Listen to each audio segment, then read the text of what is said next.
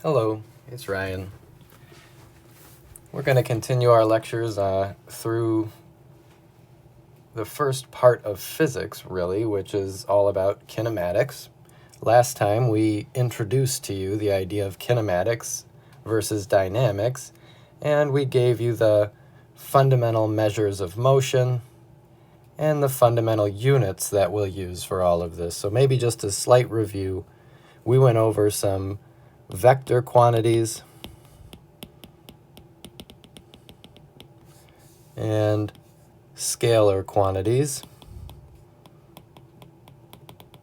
And these quantities we were talking about describe motion in general for us. And the fundamental vectors we went over were displacement, S,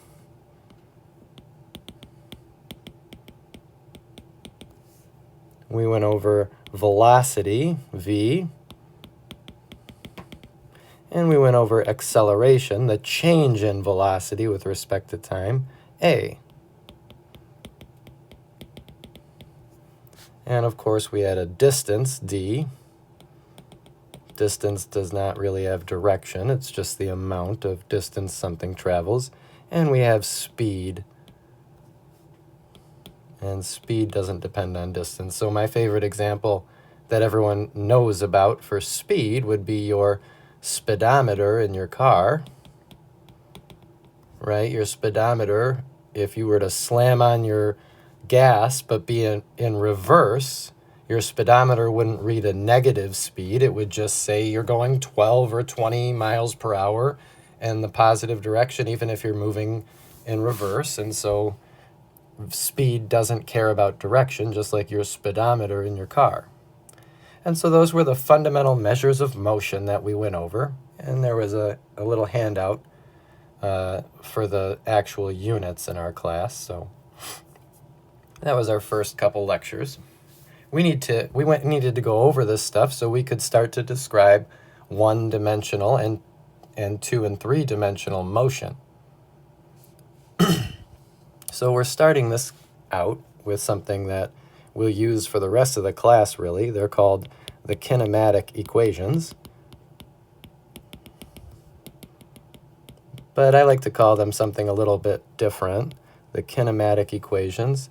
Well, we will commonly really refer to them as the big three.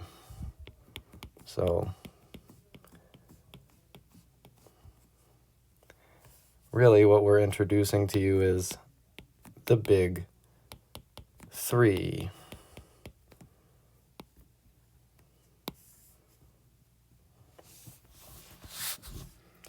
And so maybe before we get into that, I could just show you something.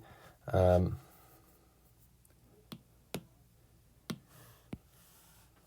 we talk about what we had gone over last time,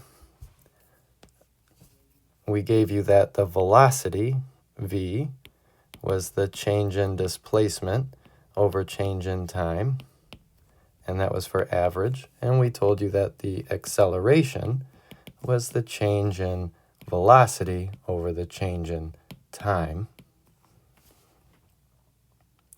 What we're going to do, starting out with this equation, is we're going to make an assumption. So this is what gives us the background or the ability to use or derive the kinematic equations. What we're going to assume going into this is that we're going to say let A be constant. Let A be constant. Okay. And just so you're aware, one of the derivations you can do, you can show that A equals delta V over delta T. You can multiply both sides by delta T.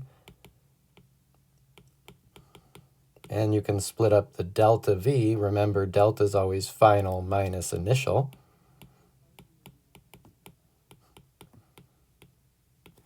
And we could add V initial over, and we would end up with A delta T equals plus V initial equals V final. And this is how we would derive one of our kinematic equations. And we could continue to add theory to derive the others, but I want to just give them to you. I've noticed that students usually don't like the derivations. So the big three, the first of our big three is called the displacement equation.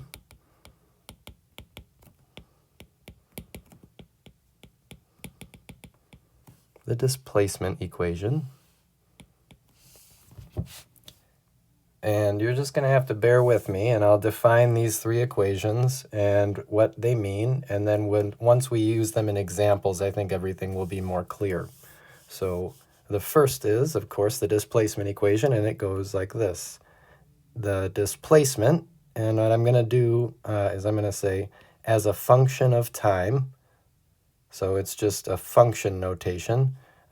Recall from algebra, if we said f was a function of x, we might say f of x equals x squared plus 3. That would be f as a function of x. And so this is just the position as a function of time. So it's just some math notation. I don't want it to scare you. Anyway, the s, the final position, or the position at some time t, is equal to 1/2 a t squared plus v sub o t plus s sub o. And so we'll say where, and we can define this. I already defined s for you, the position as a function of time, or the position at some time t.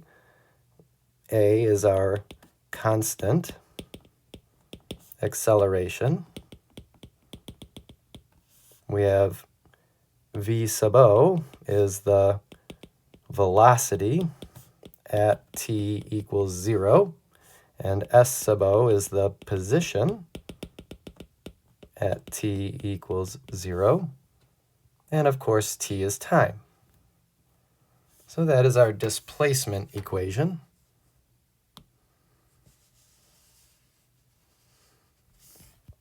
It's the first of the big three.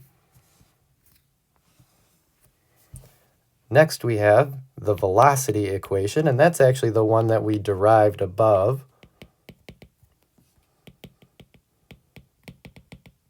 The velocity equation. And so like I said, we derived that right here. So I'm just going to go ahead and write it in the kind of similar notation that we did the displacement in. We have the velocity as a function of time is equal to a t plus v sub o.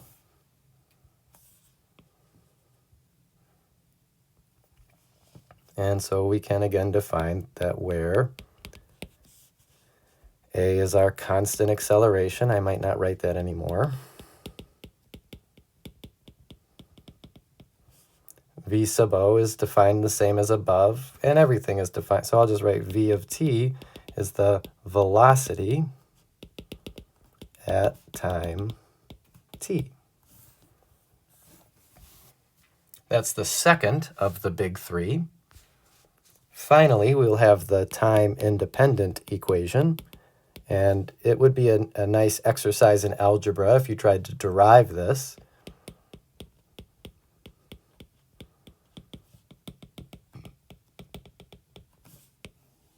The time-independent equation is v squared equals 2a delta s, the change in position, plus v sub o squared.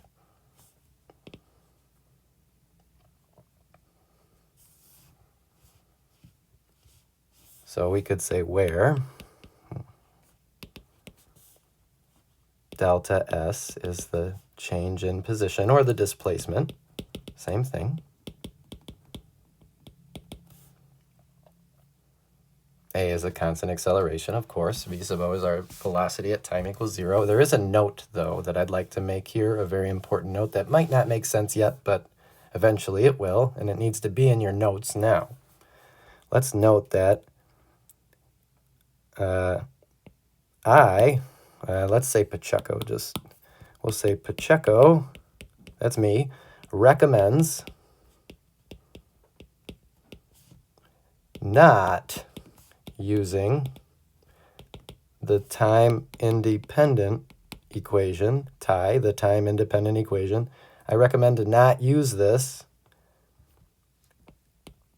whenever solving for projectile motion problems.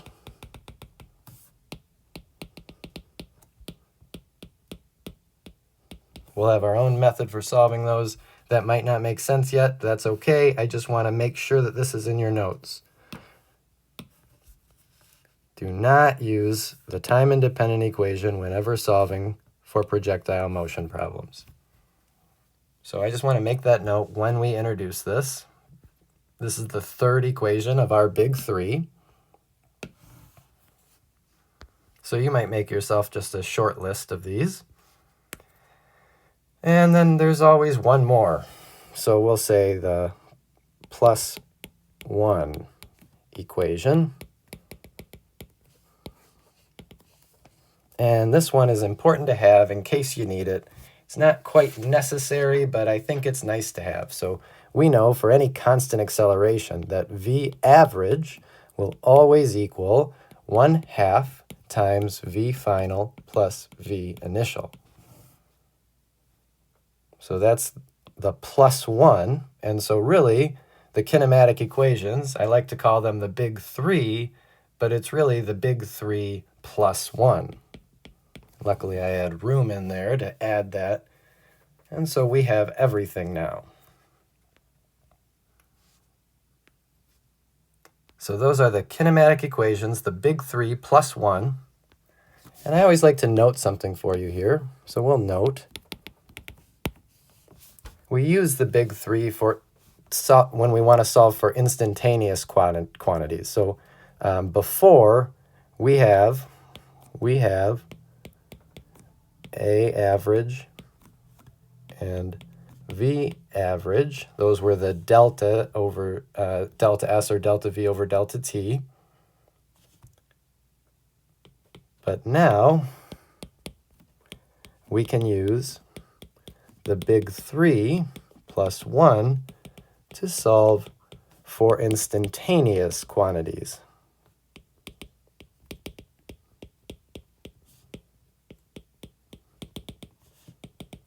Or in other words, values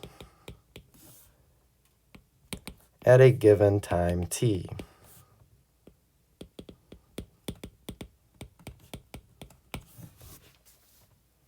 And we might note this is true as these hold. So the big 3 will work as long as acceleration is constant. So that's the necessary condition for these to work.